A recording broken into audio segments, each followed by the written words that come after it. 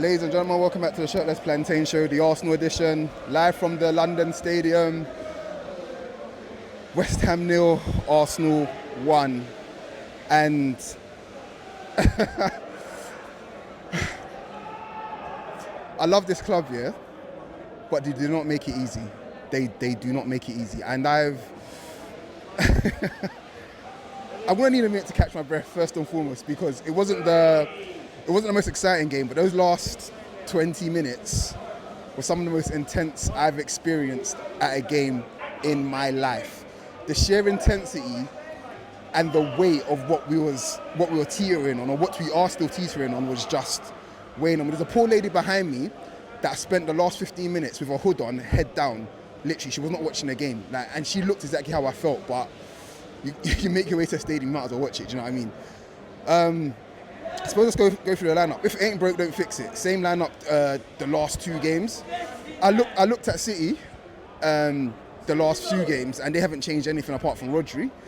And you saw the continuity in their attack and how well they attacked, how well they've played with the ball at least. And today for us, we tried to do the same thing. But West Ham fighting for their lives were absolute dogs today, and the ref was letting them get away. The ref was letting them kick us basically.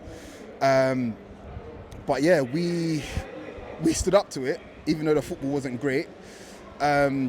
Also, shout out to the guy, the West Ham fan, who did a Nazi salute. I was making racist remarks to me and another black lady.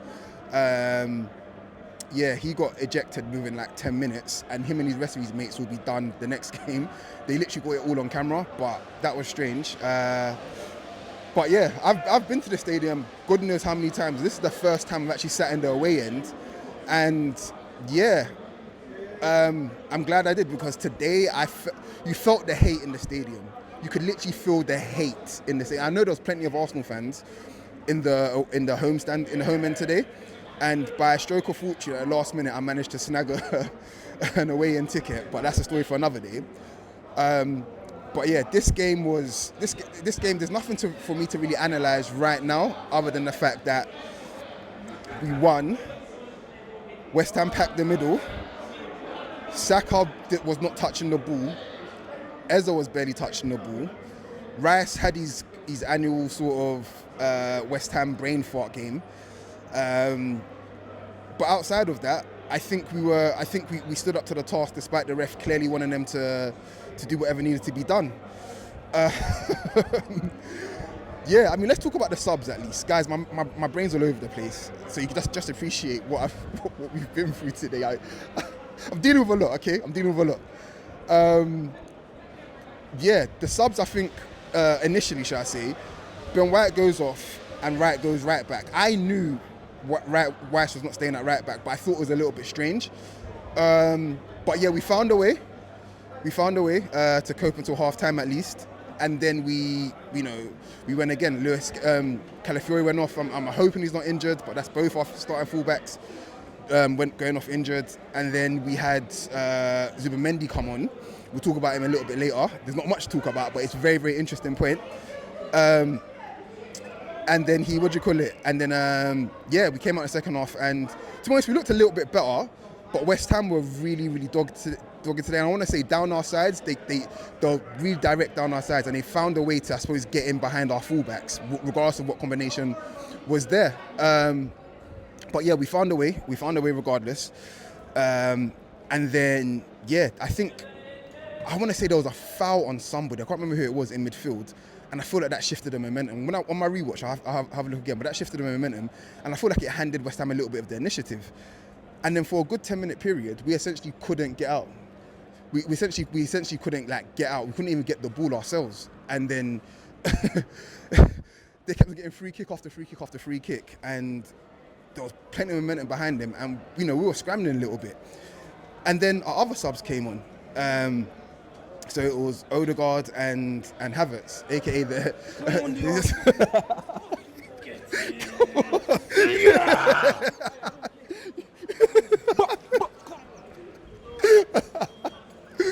So we found a way with the subs, but I want to say for sure, like we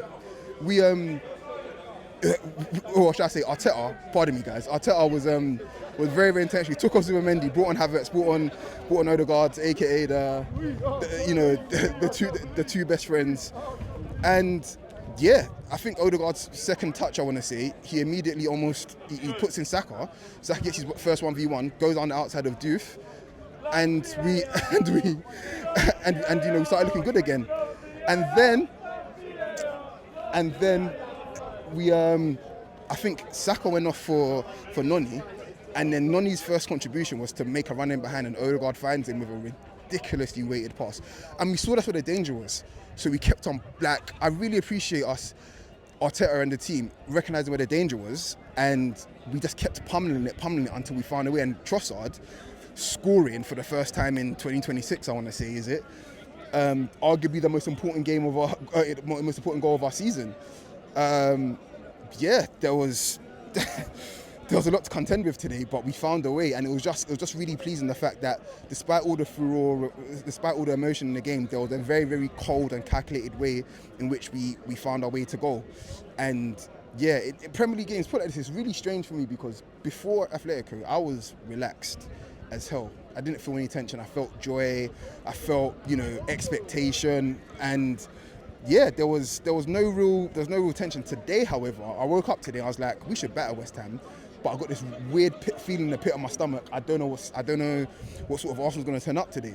I'm hoping that we can batter them. I'm hoping that there's a bit of joy there with the Champions League, final looming, and players want to impress and just relax. They're playing with their shoulders a little bit, down. There's no sort of tension there, but I sense tension today, Arsenal, which is fine. It's essentially what you'd call potentially.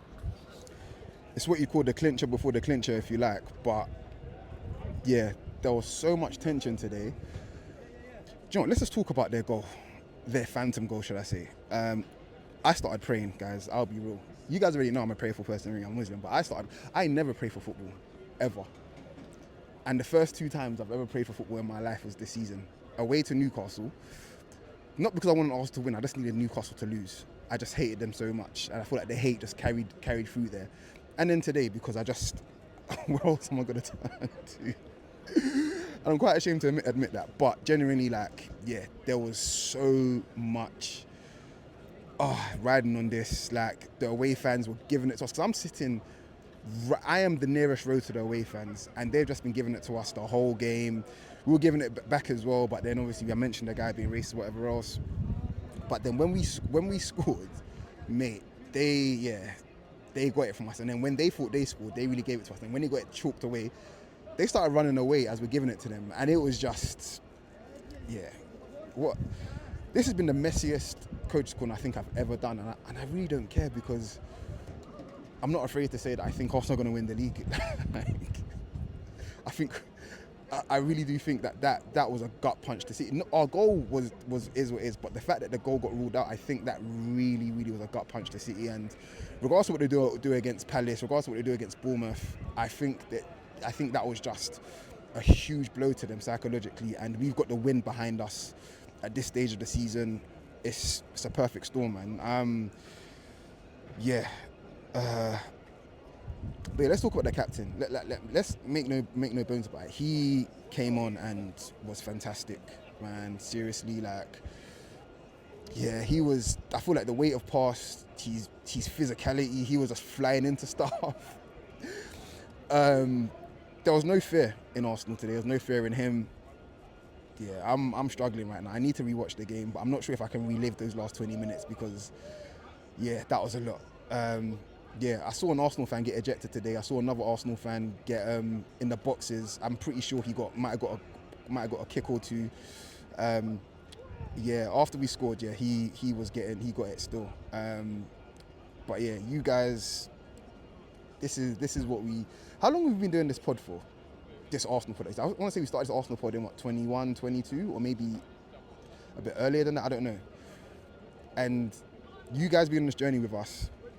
And from a personal standpoint, you guys have been on this journey with me, following me all over London and even all over Europe as well. And it feels like there's something now at the end of it. Yeah, we all deserve this, guys. We do. Not all Arsenal fans, let me be clear on this. But those of us that are not monkeys, basically, that are not idiots, we deserve it. But yeah, I'm waffling now because I'm so happy. I'll catch you guys on the next one. Peace.